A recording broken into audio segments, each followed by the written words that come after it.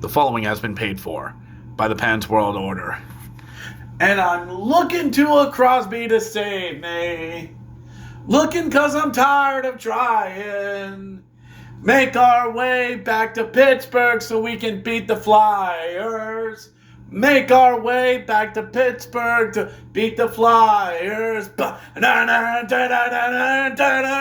Pens win a day late, but not a dollar short as they beat the no good, dirty, filthy, rotten Philadelphia Flyers, who are...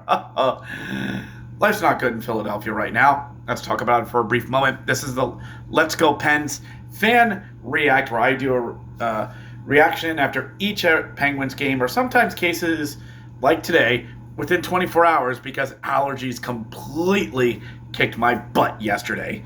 So, Pens win 6-3 over the Philadelphia Flyers, and it's not even that close, as the boys just took it to Philadelphia in a great game. The Pens were home on a Thursday night wearing those ugly gold jerseys. Now watch me do something stupid, like I'm probably going to buy a cheap one of those off of eBay. They're out there. And this was a game that after a road trip after the past couple games, you need something to get back into it. The loss to Tampa, you nicked a point. A point that you scraped and clawed for. You very easily could have gotten two. And this game gets you off the schneid, especially against Philadelphia. But soon, the Pens have been very streaky this year. Win 5, lose 3, lose 8, win 6. It's just up and down. I'm not doing the motion because I'm in my 40s. And you're just hoping this team can really find the consistency.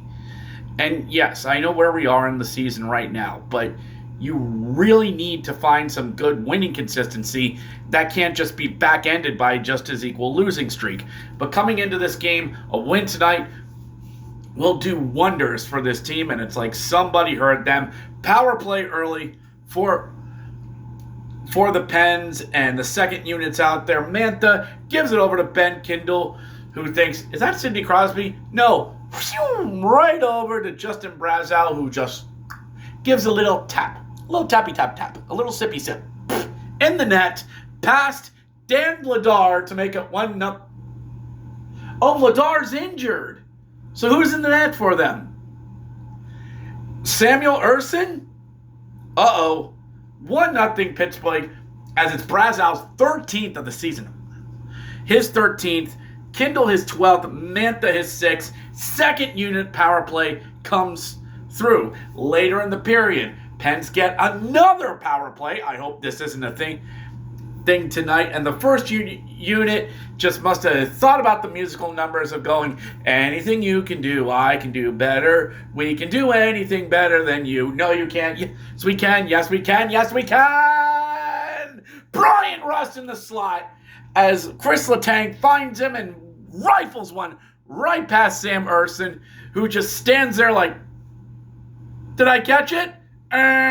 No, I didn't. As much as what's going to happen to Ersson is probably warranted, it's really not his fault. 2-0 Pittsburgh after one in a beautiful first period that saw the Pens outshoot the Flyers 13-8 and are rewarded with 2 power play goals. That's what the second best power play in the entire league will do for you. Did I mention this was an ESPN game? No? Good.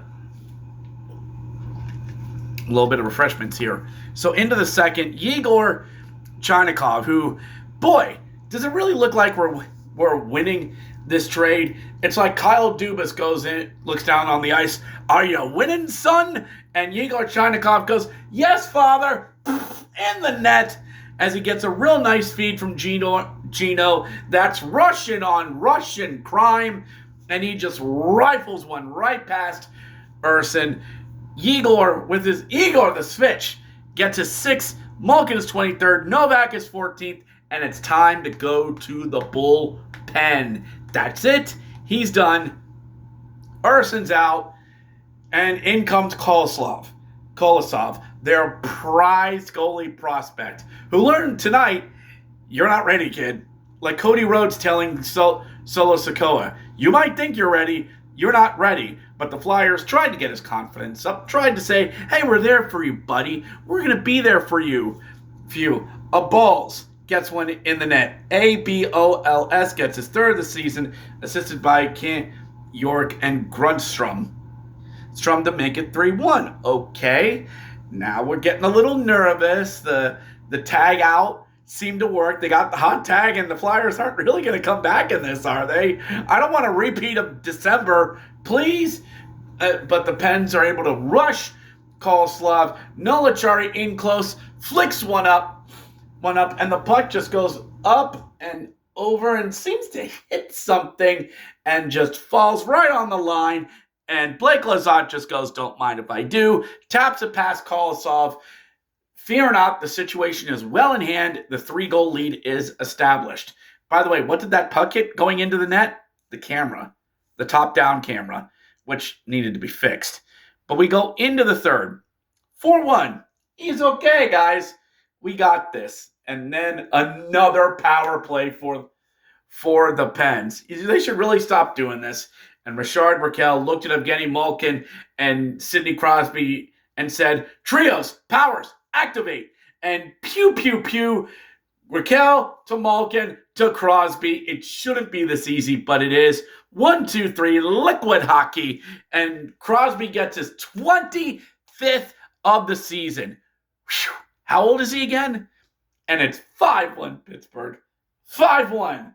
The fourth line goes at it a few minutes later. Tommy Novak on the forecheck feeds Connor Dewar, who buries it past Kozlov. We've stopped trying, and we are still Dewaring.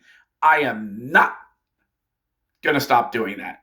6-1 Pens. We're done. The Pens get some garbage time goals from Nick Seller, and Mishkov has to put in his 2 cents because, lol, it's him, and it's a Rick Tocchet team, to make it 6-3. But it was never in doubt. Never in doubt.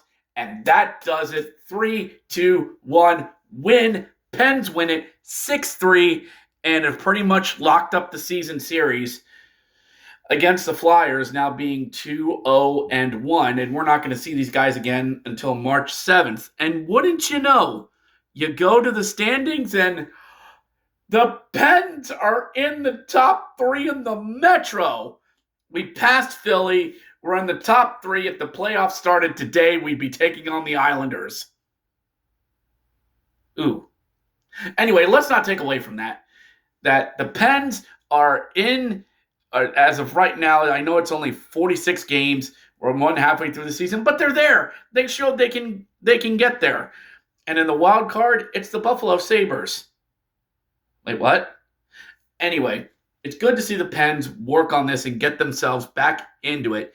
Yes, they're tied with the Capitals right now, but I guess they have the lead with 2 games in hand, as at least right now they sit third at 54, the Islanders at 57, and the Hurricanes have 60. Now, as I always say, you want to win the week, and the Pens are pseudo on their way to winning the week. And you got one more game tomorrow night against Columbus, the Fighting Heightenens. This is a team that just fired their coach earlier in the week. They're the first team to do that, surprisingly, this season. Who knew? I don't say this, but you have to beat Columbus. Yeah. I know we've technically won the week by getting, 3 out of 4 points already. But you have to beat Columbus. Show that you can get all the points on this homestand. Keep on it, because you're going to have a tough West Coast swing coming up after Saturday. Beat Columbus, take that momentum, and go to Seattle. Well, somebody has to. And head to Seattle. Get 2 points against Columbus. I'll even be fine with the point, because all that on Saturday screams a letdown after this big emotional win on Thursday. Take that emotion and build off of it like you did at the beginning of the month with the wins against Detroit, Columbus and New Jersey and just build. Build upon this. Let's go, Pens. See you tomorrow.